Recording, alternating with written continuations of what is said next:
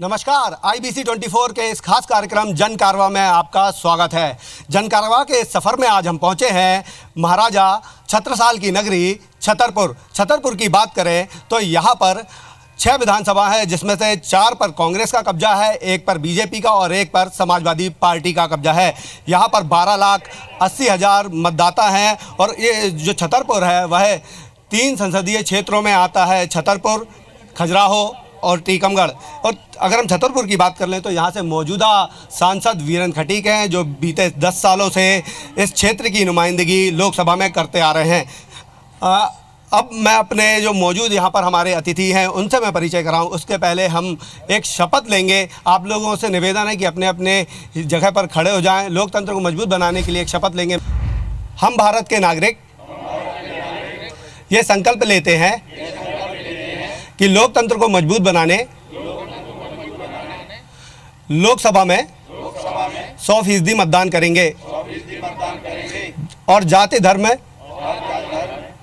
भेदभाव से ऊपर उठकर स्वच्छ छवि वाले उम्मीदवार का चयन करेंगे। अब आप लोग अपनी जगह पर बैठ सकते हैं। जन चौपाल को आगे बढ़ाएं, चर्चा शुरू करें। उससे पहले मैं रूबरू कराना चाहता हूं हमारे साथ जो तमाम यहां पर पैनल है, बीजेपी का, कांग्रेस का और यहां पर जो हमारी गणमान्य जनता है। तो मेरे साथ मौजूद हैं कांग्रेस विधायक आलोक चतुर्वेदी जी, छतरपुर के विधायक हैं, कांग्रेस के वरिष्ठ नेता हैं। साथ में हमारे साथ मौजूद हैं मनोज त्रिवेदी जी, जिलाध्यक्ष हैं कांग्रेस के। अंजना चतुर्वेदी जी हैं, प्रदेश उपाध्यक्ष महिला कांग्रेस की हैं। राजेश शुक्ला जी हैं, अशोक मिश्रा जी हैं, प्रभात चौधरी जी हैं, कमलेश रूसिया जी हैं, सत्येंद्र सिंह जी हैं, लोकेंद्र वर्मा जी हैं। और अब साथ ही बीजेपी की ओर से हमारे साथ मौजूद हैं मलखान सिंह जी हैं, जिलाध्यक्ष बीजेपी के हैं। RD प्रजापति जी हैं, पूर्व विधायक और लोकसभा क्षेत्र के दावेदार बताए जा रहे हैं। साथ ही हैं सूरजदेव मिश्रा जी हैं, सीनियर लीडर हैं। पुष्पेंद्र सिंह जी हैं, बीजेपी के वरिष्ठ नेता हैं। अर्चना सिंह जी हैं, गोविंद सिंह जी हैं, छवलाल पटेल जी हैं, अरविंद बुंदेला जी हैं, दिनेश यदुवंशी जी हैं, रणवीर सिंह जी हैं, युवा मोर्चा हैं, मानिक चौरसिया जी हैं। तो अब मैं चर्चा शुरू करूं उसके पहले मैं आपको बता दूं कि इस वक्त जो देश में सबसे ज़्यादा मुद्दा अगर गरमाया है तो वह कहीं ना कहीं देश के जो अन्नदाता कहलाते हैं, किसान हैं, उनका मुद्दा है। दोनों ही पार्टियां जो है किसानों की बात कर रही हैं, उनको राहत देने की कोशिश करती हैं। और आखिर में वास्तविकता में क्या स्थिति आज किसानों की है, सबसे पहले हम चर्चा की शुरुआत करेंगे। जो किसान हमारे साथ मौजूद हैं, भाई साहब ये बताइए कि आप किसान हैं छतरपुर एरिया के। लगातार किसानों को लेकर तमाम जो राजनीतिक दल हैं वो दावे करते आ रहे हैं कि उन्होंने भला करने का काम किया है। कर्ज माफ़ी की अगर हम बात कर लें, हाल ही में चुनाव हुआ था, कांग्रेस सत्ता पे काबिज हुई है। वचन पत्र में उन्होंने एक बात भी कही थी कि किसानों का कर्ज माफ़ होगा। क्या स्थिति है? कर्ज माफ़ हुआ है जी जी। क्या नाम है आपका? सुशील कुमार पटेल जी। तो कितना कर्ज लिया था, कितना माफ़ हुआ है? 78,961 रुपये। जी। खाते में पैसा आया? खाते में आ गया। तो ये जो सुशील कुमार जी हैं, इनको एक जय किसान फसल ऋण माफ़ी योजना का पत्र मिला है। इसमें लिखा है कि 78,961 रुपये इनका जो है कर्ज माफ़ हुआ है। हमारे साथ और भी लोग हैं, हम उनसे बात कर लेते हैं। वास्तविकता में क्या स्थिति है? किसानों को फ़ायदा मिल भी पा रहा है कर्ज माफ़ी का कि नहीं? ये कांग्रेस पार्टी में तो मिला है, जो उन्होंने वादा किया था कि कर्ज माफ़ करेंगे, तो कर्ज माफ़ करने का उन्होंने पूरा प्रयास किया है, मतलब किया है। हाँ, राहत महसूस कर रहे हैं कुछ। तो जो किसान हैं उनका कहना है कि राहत महसूस करने का काम कर रहे हैं। मेरे पास कुछ आंकड़े हैं, अगर मैं उन पे नज़र डालूं तो छतरपुर ज़िले में 2,67,000 किसान हैं। उसमें से ज़िले के 63,000 किसानों को पहले चरण में जो है कर्ज माफ़ी का फ़ायदा मिला है। हमारे साथ कांग्रेस के विधायक हैं आलोक चतुर्वेदी जी। सबसे पहले हम उनसे बात कर लेते हैं। भाई साहब, आपकी सरकार जब आई थी, आप लोगों ने किसान की कर्ज माफ़ी के लिए जो वचन पत्र में दावे किया था, सरकार ने जो है पहली जब गठन हुआ था सरकार का, तो पहला काम उन्होंने कर्ज माफ़ी की फाइल पे साइन करने का किया था। वास्तविकता में जो लगातार कहा जा रहा है कि किसानों को कर्ज माफ़ी तो हो रही है, थोड़े छोटे किसानों को, बड़े किसानों को नहीं हो रही।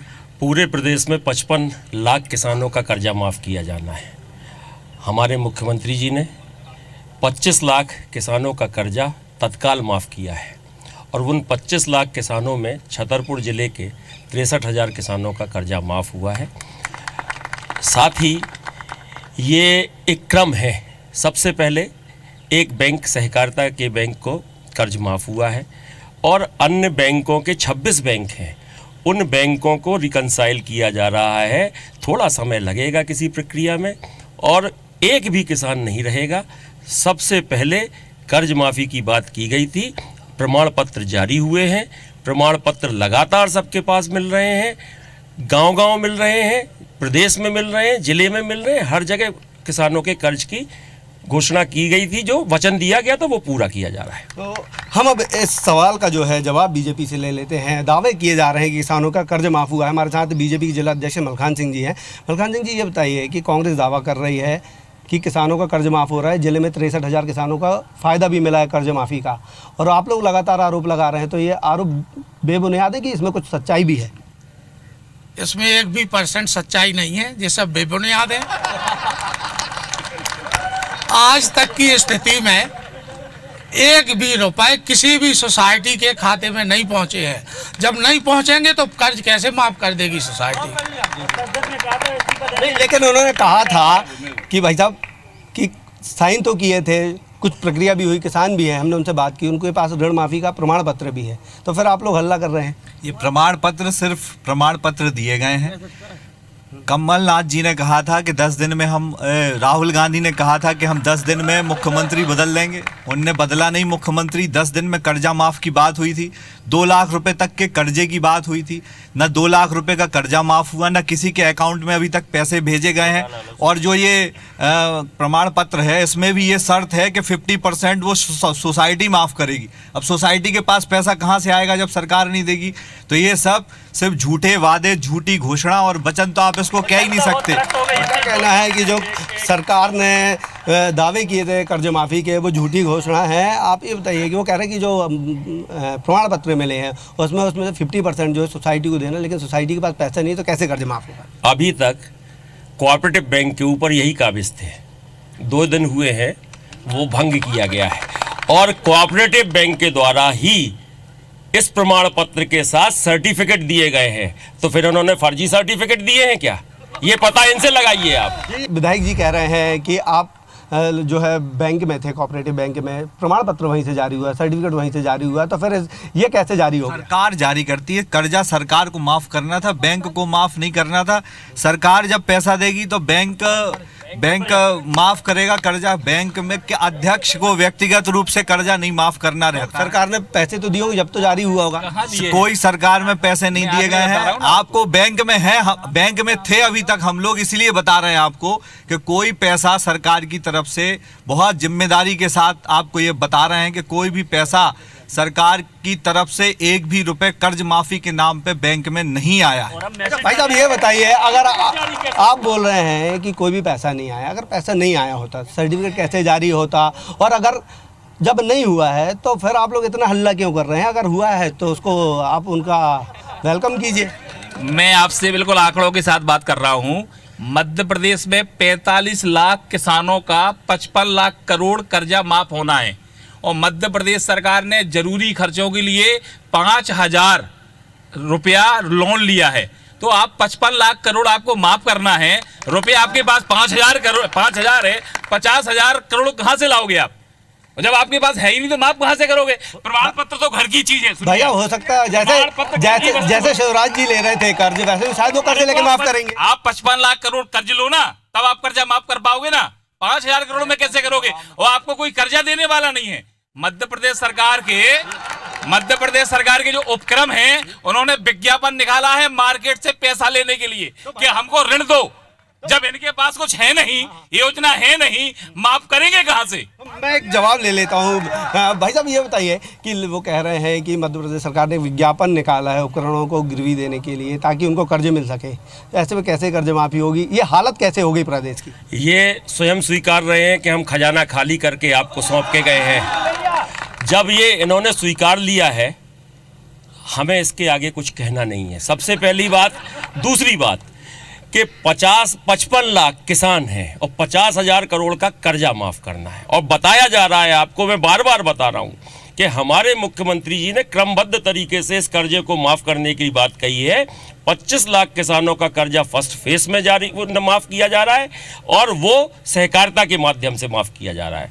और सहकारिता बैंक से बाकायदा प्रमाण पत्र जारी हुए। बैंक जब भी प्रमाण पत्र जारी करता है जब उसके पास उसकी लेखा पढ़ी हो जाएगी। कोरे बैंक से कोई दस्तखत करके आपको प्रमाण पत्र जारी नहीं कर देगा। हल्ला मचाने के अलावा इनके पास कुछ नहीं है। 15 साल से ये हल्ला ही मचा रहे हैं, झूठ ही बोल रहे हैं, गलत ही बोल रहे हैं कि 15 लाख आएगा, आज तक किसी के पास आ गया। इसके अलावा भावनाओं के साथ लोगों की खिलवाड़ जो करते हैं, इनके पास कोई ठोस कार्यक्रम नहीं है, ठोस योजना नहीं है। आज भी इन्होंने हल्ला मचाना शुरू किया है। अगर एक काम किसानों के हित में हो रहा है, कांग्रेस के सरकार कर रही है, तो केवल फिर उसमें गाना बजाना शुरू कर दिया। शांति से देखो, अभी तो शुरुआत है। आप तो 10 साल से 15 साल से यहाँ बैठे हो, काबिज हो। 15 साल में कुछ नहीं कर पाए। कांग्रेस ने ये दूसरी बार कर्जा माफ किया है, किसानों का कर्जा माफ किया है। आप तो सूखे का पैसा नहीं बांट पाए, आप तो भावांतर के लिए पैसा नहीं दे पाए, आप तो क्या नाम अतिवृष्टि का पैसा नहीं दे पाए। लोगों को, किसानों को ठगते रहे। और इसके बाद आज आरोप हम लोगों के ऊपर लगाते हैं। अभी 60-80 दिन सरकार में बैठे नहीं हुआ है।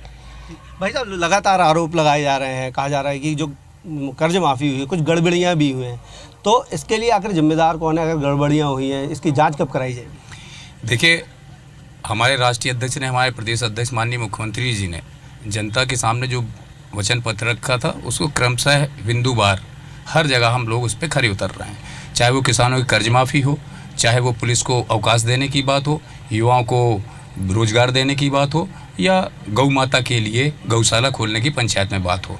इन्होंने, जैसा कि विधायक जी ने आपसे बोला है कि इन्होंने 15 साल में छल किया है, और हमेशा जैसे लोकसभा के चुनाव में उन्होंने कहा 15 लाख सबके खाते में आएंगे, आज तक नहीं आया है। हम लोगों को अभी 70 से 72 दिन हुए हैं। अभी हम लोग जब काम करेंगे, जनता में इस चीज़ का मैसेज जा रहा है कि हमारी सरकार काम कर रही है, ईमानदारी से काम कर रही है। आप पे भी आरोप लग रहे हैं कि किसानों के साथ आप लोगों ने भी छल किया है। जब आपकी सरकार थी तब आप लोगों ने कर्ज माफ़ क्यों नहीं कर दिया, जब 3 प्रदेशों में इसी कर्ज माफ़ी के चलते आपको सत्ता गंवानी पड़ गई? अरे भाई साहब, हमने चाहे भावांतर भुगतान हो, चाहे बोनस का पैसा हो, चाहे सूखा का पैसा हो, चाहे ओला का पैसा हो, इनके समय में 1 रुपया नहीं मिलता था। जब से मध्य प्रदेश में भाजपा की सरकार आई, जब से किसानों का सम्मान किया, इन्होंने जो तो 11 दिन की बात की है, इन्होंने और किसानों का अपमान किया।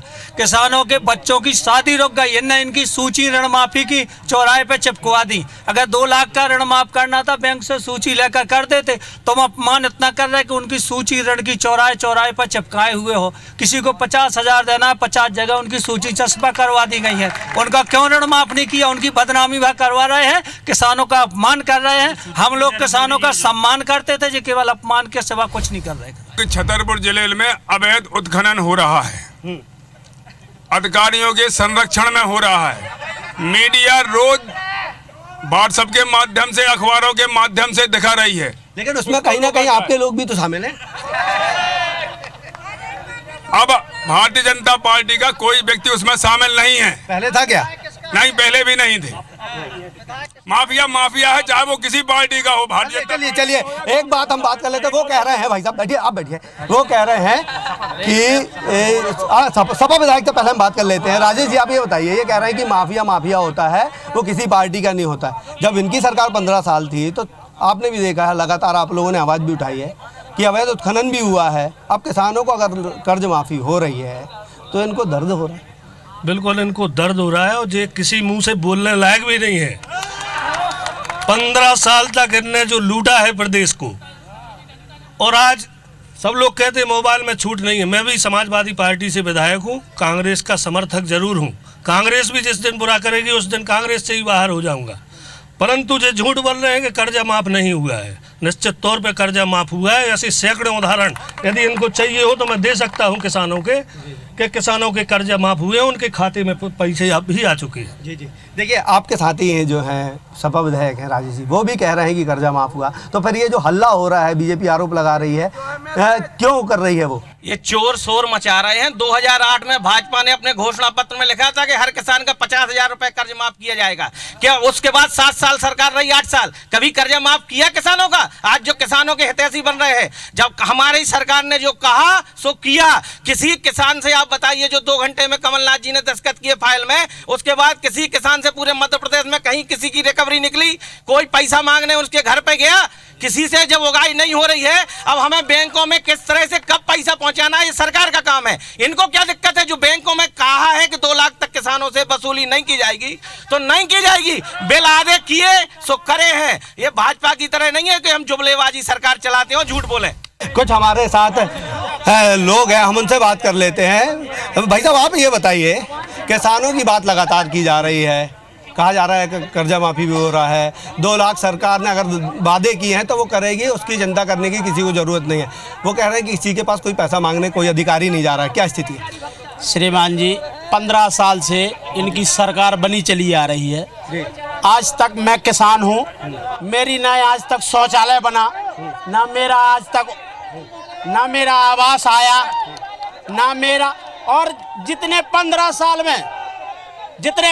साल में मेरे चंदला विधानसभा की रोड बनवा करके खोद खाई और बालू खोद खाई, तब इस सरकार नहीं कह रही है कि 15 साल में क्या किया। तो मैं बता रहा हूँ, ना मुझे आवास मिली, ना मुझे शौचालय मिला, ना मेरा कुछ विकास हुआ, और मेरे यहाँ की बालू खोद खाई पूरी। किसानों की स्थिति क्यों नहीं सुधर पा रही थी अभी तक?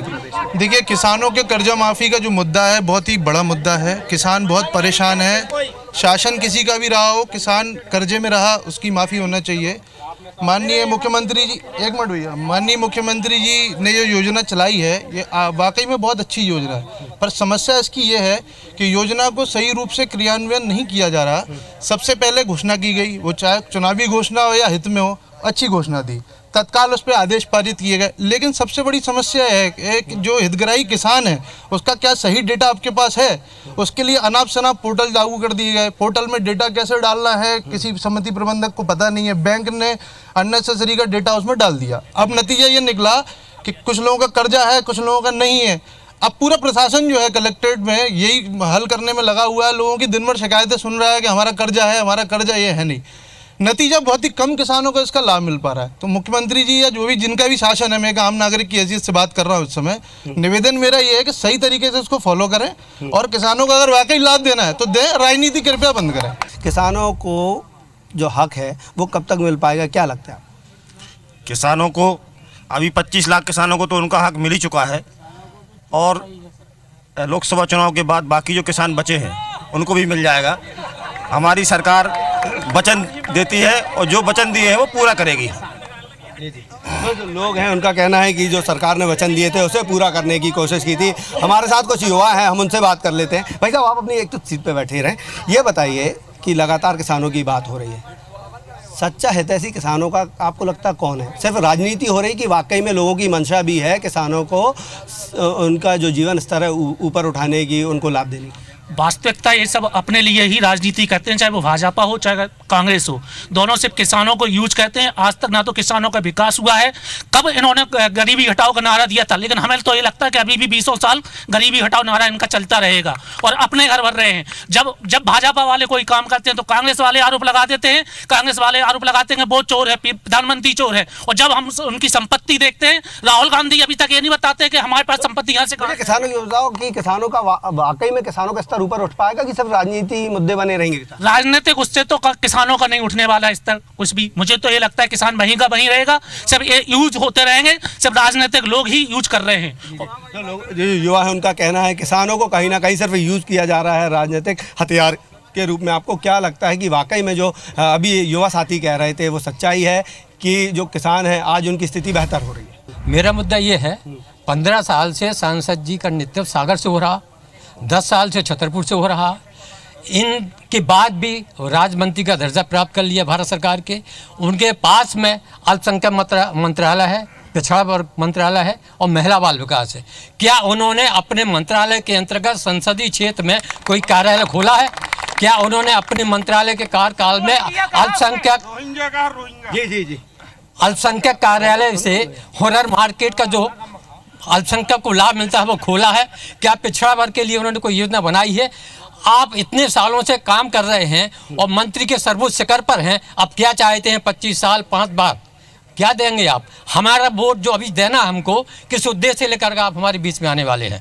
तो लोग हैं उनका कहना है कि वीरेन खटीक यहाँ से 10 सालों से मंत्री हैं, सांसद हैं और राज्य केंद्र सरकार में मंत्री हैं। हमारे साथ प्रदेश उपाध्यक्ष है महिला कांग्रेस की। मैडम, ये बताइए कि जो अभी एक सज्जन कह रहे हैं कि वीरेन खटीक जी हैं, यहाँ से 10 सालों से सांसद हैं, केंद्र में मंत्री भी हैं, तो क्या लगता है कि क्यों नहीं बदल पाए? यहाँ वो आते भी हैं कि नहीं?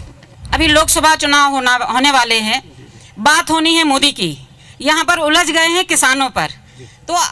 तो हमारा यही है कि मोदी के कर्मों का फल मिलना चाहिए। मैडम ये बताइए, सुनिए मेरी बात सुनिए, किसान इस देश का अन्नदाता है। अगर अन्नदाता अनाज पैदा नहीं करेगा तो शायद आपको भी खाने नहीं मिलेगा, मुझे भी नहीं मिलेगा। तो हम किसानों को दरकिनार नहीं कर सकते हैं। और रही बात हम संसदीय क्षेत्र की, तो आप वो बताइए संसदीय क्षेत्र में कितना हुआ है। हमारी बात सुनिए, यहाँ पर बात हो रही है 5 साल मोदी ने झूठे और वादे करके यहाँ पर राज स्थापित किया है, लेकिन ना तो किसानों को देखा है। किसानों की लगातार मौत होती रही है, किसानों ने लगातार आत्महत्या की है। लेकिन मोदी सरकार ने जो वादे किए थे 15 लाख रुपया हर आदमी को मिलेगा, वो आज तक नहीं दिखा। मोदी ने वादे किए थे भ्रष्टाचार खत्म करेंगे, भ्रष्टाचार का 1 रुपया कम नहीं हुआ है। यहाँ पर लगातार कोऑपरेटिव बैंक में भ्रष्टाचार चलता रहा है, जिसको अभी तक बंद नहीं किया है। अगर किसानों को कर्ज माफ नहीं हो रहा है तो उनका माफ नहीं हो रहा है, जिन्होंने फर्जी तरीके से किसानों का कर्ज लेके और कोऑपरेटिव सोसाइटी के लोगों ने अपने पास रखा है, ऐसे लोगों को माफ नहीं किया है। और दूसरा ये कह रहे हैं, ये बताइए कि वो कह रहे हैं कि जो फर्जी जिन्होंने लोन लिया था उनका माफ नहीं हो रहा। महिलाओं के लिए राशि भी जो है कन्या विवाह योजना की वो बढ़ाया गया है, 51,000 रुपये सीधा कर दिया गया है। तो जो 51,000 किया गया वो कितना लाभकारी है? आपको क्या लगता है कि ये होना चाहिए था या नहीं होना चाहिए? बिल्कुल होना चाहिए था। देखिए, माननीय हमारे जो सांसद सिटिंग है अभी वीरेंद्र खटीक जी, उनको एक यहाँ के जो ठेले वाले हैं उन्होंने धक्का मार के भगाया कि आप इलेक्शन के बाद कभी नहीं आते हमारे यहाँ। ये अल्पसंख्यक मंत्रालय के संसद में मंत्री हैं, बावजूद इसके माननीय कमलनाथ जी ने 6 मार्च को ओबीसी को 14% से, जो शिवराज जी 14% रिजर्वेशन ओबीसी को दिए थे, उसको इमीडिएटली बढ़ा के उन्हें 27 किया। जबकि सेंट्रल में मोदी जी ने भी ये एजेंडा लागू नहीं किया। हालांकि वो आए थे राम मंदिर को लेकर के, वो आए थे एब्रोगेशन ऑफ आर्टिकल 370 को लेकर, लेकिन उन्होंने कुछ भी मतलब ठोस जो 6 मुद्दे थे उस पर काम नहीं कर पाए, आउटपुट नहीं दे पाए। हमारे क्षेत्र में ना तो इंडस्ट्रीज हैं, ना एम्प्लॉयमेंट है, ना हमारा युवा सेफ है, ना हमारी महिलाएं सुरक्षित हैं। कमलनाथ जी ने 72 डेज में इतना कुछ करने की कोशिश करी है। कोई वो भगवान नहीं है, लेकिन वो प्रयास कर रहे हैं और उनका प्रयास जो महिला है उनका कहना है कि कमलनाथ जी कोशिश कर रहे हैं। ये बताइए कि आज अगर हम रोजगार की बात कर लें तो क्या स्थिति है, युवाओं को क्यों पलायन करना पड़ रहा है छतरपुर से? ये जो मौजूदा सरकार है और जो पिछली सरकार है, इन लोगों ने युवाओं के लिए कुछ नहीं किया है। और जो कांग्रेस सरकार है, इनने वादा किया था कि युवाओं को बेरोजगारी भत्ता देंगे 4,000, वो अभी किसी युवा के अकाउंट में नहीं आया है, और 10% आरक्षण इन्हें लागू नहीं कर रही है कमलनाथ सरकार। मैं इसे पूछना चाहता हूँ कि कब लागू करेंगी? लेकिन उन्होंने 27% जो है आरक्षण तो ओबीसी को दिया है ना? क्या दिया है? श्रवणों को क्या दिया है उन्होंने? 10% आरक्षण हुआ था, पर प्रदेश सरकार ने लागू तो किया नहीं ना। अभी भी पेंडिंग में जा रहा है। सरकार उस पर काम कर रही है, जल्दी मिलेगा, उसका भी लाभ मिलेगा। आचार संहिता लग गई, अब लोकसभा के बाद मिलेगा। ये तो आचार संहिता का बहाना है, इससे पहले ही करना चाहिए उन्हें।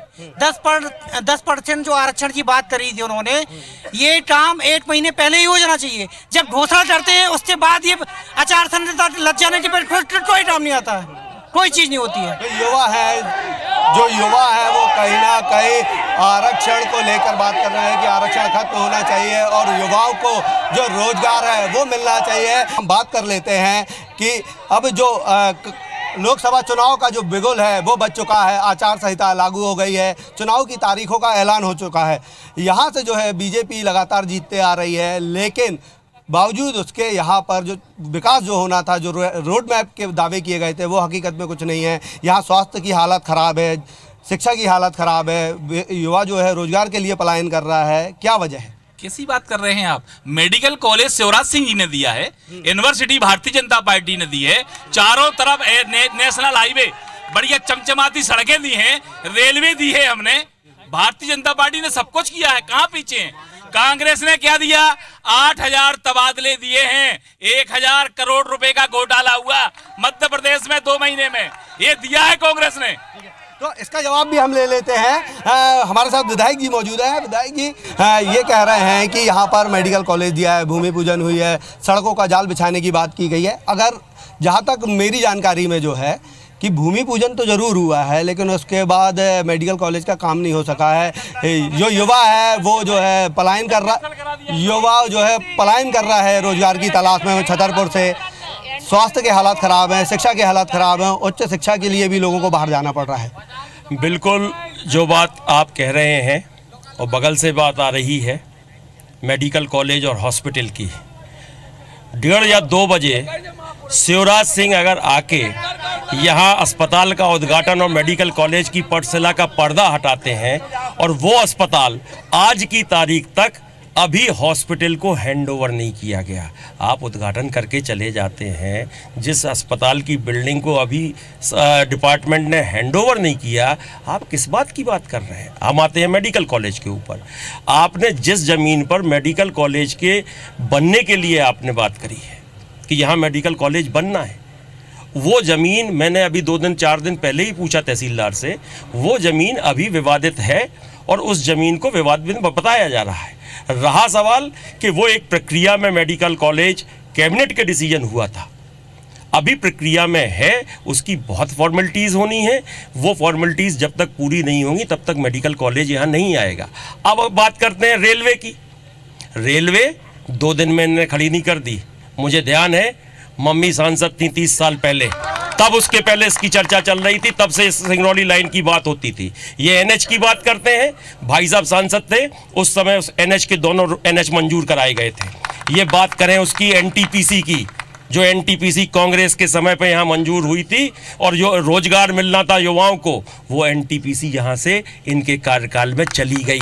ये बात करें यूनिवर्सिटी की, वो यूनिवर्सिटी में आज 1 रुपया बजट नहीं आया। ये किस बात की बात करते हैं कि यहाँ पर हमने छतरपुर में ये विकास कर दिया है। ये बात करें उस चीज़ की कि उन लोगों को ये सांसद संरक्षण दे रहे हैं जो भ्रष्टाचार में है। एक अधीक्षिका है सटई में, वो वहां पर उसको क्या नाम, उसको संरक्षण दे रहे हैं। अरे ऐसे लोगों को तो धक्के मार के निकाल देना चाहिए जिसको ये सांसद संरक्षण दे रहे हैं। तो हम बात कर लेते हैं, जवाब ले लेते हैं। जिलाध्यक्ष जी हैं माखन सिंह जी, ये बताइए कि एनटीपीसी का ये तो हकीकत है कि प्रोजेक्ट जो है यूपीए सरकार में यहाँ पर मिला था, लेकिन वो जो प्रोजेक्ट था एनटीपीसी का वो क्यों यहाँ से छिन के कहीं और चला गया, लोगों को भी रोजगार नहीं मिला। कहीं नहीं गया है, बिना पर्यावरण स्वीकृति के एनटीपीसी। भाई साहब जवाब तो ले लें दीजिए।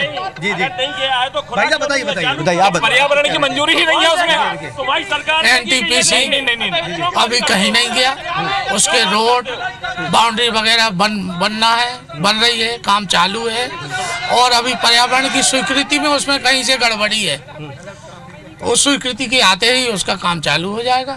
चलिए हम इस बात की जो सच्चाई क्या है वो कुछ लोग बैठे, हम उनसे बात कर लेते हैं। अंकल ये बताइए कि एनटीपीसी का प्रोजेक्ट की बात है, वो यहाँ पर आया भी था, फिर उसके बाद कहा जा रहा है कि वो वापस चला गया, युवाओं को रोजगार नहीं मिल पा रहा है। तो वाकई में एनटीपीसी का जो प्रोजेक्ट अगर आया था और यहाँ है तो फिर काम क्यों नहीं शुरू हुआ, और क्या वजह है कि यहाँ पर एनटीपीसी का काम नहीं शुरू हुआ और लोग जो युवा हैं वो आज बेरोजगार हैं? ये सरकारों की कमी है, क्योंकि ज़मीन इसके लिए सब एक्वायर हो गई थी, सब हो गया था, और उसके बाद इनने उदासीनता पूरी इसमें शासन की और जनप्रतिनिधियों की। ये बताइए एनटीपीसी के प्रोजेक्ट की बात हुई थी, उसको माना जा रहा था कि यहाँ रोजगार, अगर प्रोजेक्ट आएगा तो एक रोजगार जो है उसके दिशा में एक बहुत महत्वपूर्ण कदम होगा, यहाँ युवाओं को रोजगार मिलेगा। एनटीपीसी के प्रोजेक्ट को हरी झंडी मिलने के बाद इतने साल हो गए हैं, क्या वजह है कि यहाँ से छीन लिया गया, या जमीन अधिग्रहण हुई थी तो काम शुरू नहीं हुआ, युवाओं को रोजगार नहीं मिला, कौन जिम्मेदार है? सबसे बड़ी यहाँ के राजनेताओं की इच्छा शक्ति है, क्योंकि किसी भी नेता की इच्छा शक्ति नहीं रही कि यहाँ पर युवाओं को रोजगार मिले।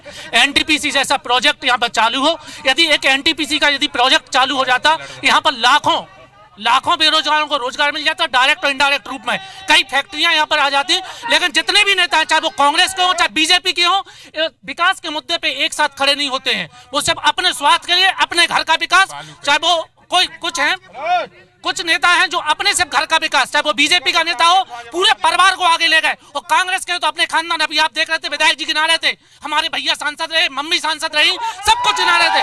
जैसे बीजेपी में है, बीजेपी में अध्यक्ष देख लो आप, चाहे कोई भी देख लो, अध्यक्ष देख लो, कोऑपरेटिव बैंक का अध्यक्ष देख लो, परिवार का व्यक्ति होना चाहिए, बाकी कोई जनता का कुछ भी स्वार्थ नहीं होना चाहिए। आप ट्रैफिक की व्यवस्था देख लीजिएगा, कुछ नहीं है यहाँ पर। तो लोगों में आक्रोश जो है वो होना स्वाभाविक सी बात है, क्योंकि जो एक सौगात इस छतरपुर को मिल रही थी, युवाओं को रोजगार मिलता, वो छीन ली गई। छतरपुर के विकास की बात कर लें, किसानों का कुछ लोगों का बैठिए लोगों का कहना है कि कुछ का माफ़ हो रहा, कुछ का नहीं हो रहा, ये कुछ विसंगति हो सकती है। तो ये विसंगति दूर कब होगी? और जो वास्तविक हकदार है छतरपुर विकास का, पर्यटन की नगरी है, खजुराहो जैसे बड़े मंदिर हैं, उसके बाद भी यहाँ पर जो है विकास नहीं हो पा रहा है। जो हवाई सेवाएं हैं वो नियमित रूप से लोगों को नहीं मिल पा रही हैं, एयरपोर्ट भी है। अरे तो भैया जी हम लोगों से क्यों पूछ रहे हो? हवाई सेवाएं और कृषि विश्वविद्यालय, इन लोगों से पूछो जो क्यों चली गई हैं या क्यों नहीं हो पा रहा है। तो मतलब आपकी कोई जिम्मेदारी नहीं? अगर आप विपक्ष में थे तो आपने आवाज़ क्यों नहीं उठाई? आप भी दोषी हो गए थे। हम तो ये कह रहे हैं कि यहाँ ये लोग जुमलेबाज लोग हैं और हम लोग वचन पत्र वाले लोग हैं। वहाँ भारती जी थी, उनकी भी सांसद निधि का पैसा लफ्स हो गया था, और आज खटीक जी भी है, 8 करोड़ रुपया लफ्स हो गया है, खर्चा नहीं कर पाए। भाई साहब आरोप लग रहा है कि सांसद जी जो है विधायक निधि का पैसा खर्च नहीं कर पाए, लगभग 8 करोड़ रुपए जो है लैप्स भी हो गया है।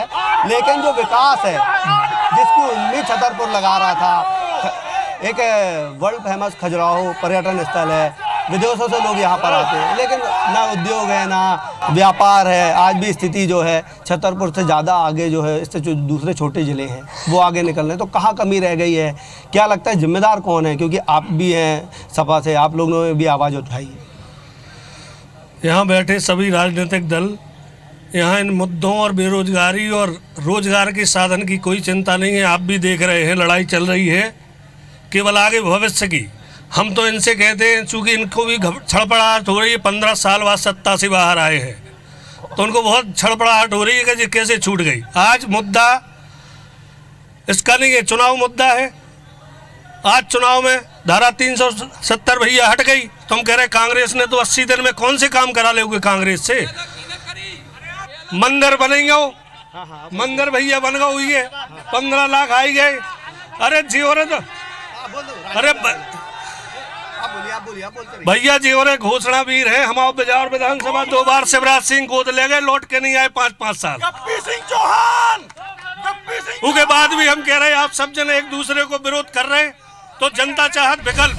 अब तीसरे विकल्प की बात कर रहे हैं, अगर तीसरा विकल्प यहाँ आता है तो कितना विकास हो सकता है?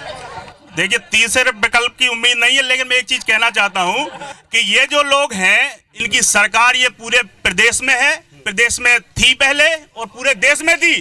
झूठ और फरेब फैला के इन्होंने एक बार देश को गुमराह कर लिया। इसके बाद आप मान के चलिए धीरे धीरे इनकी हर प्रदेश से इनकी सरकार सरकती जाएगी और इनके चेहरे उतरते जाएंगे। क्योंकि आप देखिए मध्य प्रदेश में भय, आतंक और भ्रष्टाचार के रूप में ये सरकार काबिज थी। इनकी सरकार ने किसानों को लूटा, युवाओं के जो रोजगार था उसको छीना। आप देखिए इस पूरे शहर में जुआ सट्टा का अवैध कारोबार इतना बढ़ चढ़ के आया है। अवैध ड्रग्स, मेडिकल की दुकानों पे युवाओं को देखिए अब कितने बर्बाद हो गए हैं ड्रग्स के नशे में। जो तस्वीर है छतरपुर की, जो हमने भी देखी है पिछले 2 दिनों से, देखा शायद उसमें कुछ बदलाव हुआ होता। हम नेताओं से पूछना चाहते हैं कि जो छतरपुर में यूनिवर्सिटी यहाँ पर लाई गई थी 10 वर्षों से आज तक किराए के कमरों में वो चल रही है, आखिर कब उसे नई बिल्डिंग मिलेगी? और जो मेडिकल कॉलेज का यहाँ पर मेडिकल कॉलेज जो की स्थापना होना थी, आज तक मेडिकल कॉलेज नहीं बनाया गया है। मैं लगातार एनटीपीसी के लिए मैं लगातार यहाँ से लेकर दिल्ली तक हम लोगों ने लड़ाई लड़ी है, लेकिन एनटीपीसी आज तक चालू नहीं हो पाई है। मैं नेताओं से पूछना चाहता हूँ, केंद्र सरकार से पूछना चाहता हूँ कि आखिर युवाओं को रोजगार कब दिया जाएगा?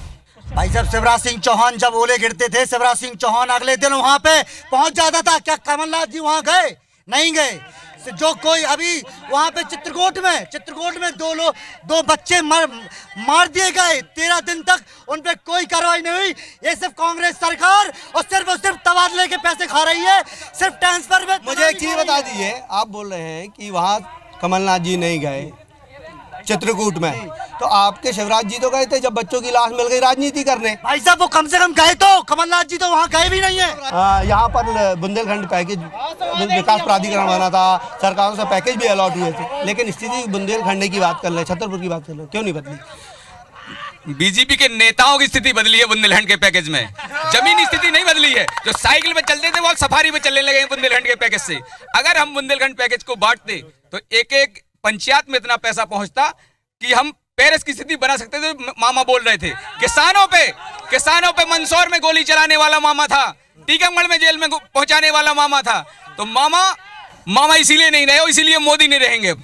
जो लोग हैं उनका कहना है कि लगातार जो है चाहे किसान हो युवा हो, लगातार उन पर राजनीति हुई है, स्थिति बद से बदतर हुई है। आप लोग युवा हैं, आप ये बताइए कि अगर हम बात करें बुंदेलखंड की, विकास प्राधिकरण बना, सरकारों ने पैकेज भी दिए, लेकिन क्या स्थिति है, क्या वजह है कि छतरपुर की स्थिति नहीं बदल पाई? आप जैसे युवा हैं, उनको बाहर जाना पड़ता है, पलायन करना पड़ता है।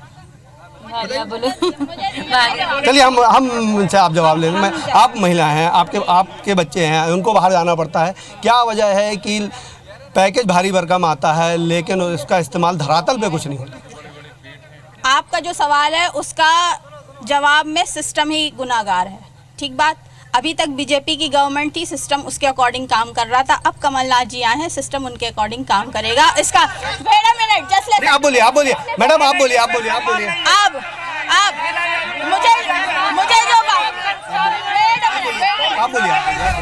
मुझे जो बात कहनी है कि हमारे छतरपुर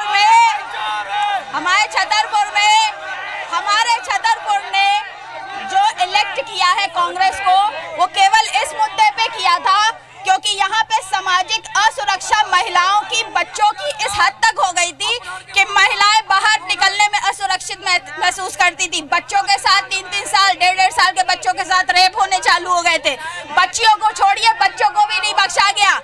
ये जो असुरक्षा का माहौल था, इसको लेकर के हमारे विधायक बच्चन चाचा जी को इलेक्ट किया छतरपुर की जनता ने। उन्होंने अश्योर किया है कि वो एक सामाजिक सुरक्षा। अगर हम बात कर लें, हमारे साथ बीजेपी के लोग, उनसे बात कर लेते हैं कि बुंदेलखंड विकास प्राधिकरण बना, भारी भरकम पैकेज भी आए, लेकिन बुंदेलखंड की स्थिति नहीं बदली। सूखे के हालात होते हैं, पिछले 3 साल से सूखे की मार जो है बुंदेलखंड झेल रहा है। तो क्या वजह है कि केन बेतवा जैसी जो परियोजना थी, लिंक परियोजना थी, वो शुरू नहीं हुई, कहीं ना कहीं वो आज अधूरी पड़ी है। अगर वो होता तो कहीं ना कहीं जल संकट भी नहीं होता, सूखे की मार नहीं झेलनी पड़ती। देखिए, ये दोनों प्रोजेक्ट, चाहे वो एनटीपीसी का हो चाहे वो केन बेतवा का हो, ये पर्यावरण विभाग की मंजूरी के कारण ये दिक्कत में गए हैं। एनटीपीसी तो ऐसा है कि अब वो परिवर्तित हो रहा है, वो सोलर में आ रहा है। अब भाई साहब, सरकार केंद्र की आप मैं तो पर्यावरण से तो आपको भी दिलवा सकते थे। मानव का जीवन बहुत आवश्यक है।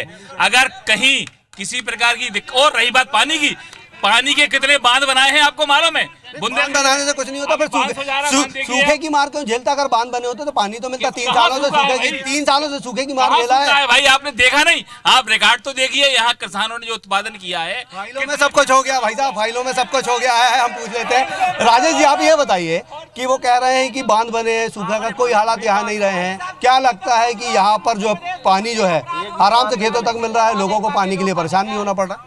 आप पूरे बुंदेलखंड की दशा देखिए कि पानी के लिए किसान त्राही है। केवल इन सरकारों ने काम किए हैं जहां कमीशन अच्छे मिलते हैं, उन्हें सीसी रोड बनवा लो, उन्हें डिवाइडर बनवा लो, उन्हें जे करवा लो। आप ये बताइए, 10 साल से छतरपुर जहां बैठे हो आप, किसकी नगर पालिका है? कितने सालों से यहाँ विधायक किसका रहा? कितने सालों से यहाँ सांसद किसका रहा? देश बिल्कुल कमजोर होगा, लेकिन इसमें गलती पूरी चौकीदार महोदय की है, जिनको लोग प्रधानमंत्री। भाई साहब देखिए, प्रधानमंत्री पद गरिमा का पद होता है। शायद आप अपने पिता के लिए भी इस तरह के शब्दों का इस्तेमाल नहीं करेंगे, तो पहले तो आप खेद जताइए, क्योंकि गरिमा का पद है। हो सकता है कल आपके नेता बैठे हो, अगर आप कोई उनको कहेगा तो कहीं ना कहीं आपको भी होगा। तो पहले तो आप खेद जताएं। जी, मैं ये कहना चाहता हूँ कि अगर मेरी जेब में 100 ग्राम की गांजे की पुड़िया है तो आगे पुलिस पकड़ लेती है, लेकिन 350 ग्राम विस्फोटक RDX कैसे देश के अंदर आ गया है? थोड़ा इसका जवाब दिया जाए। 100 ग्राम की पुड़िया पकड़।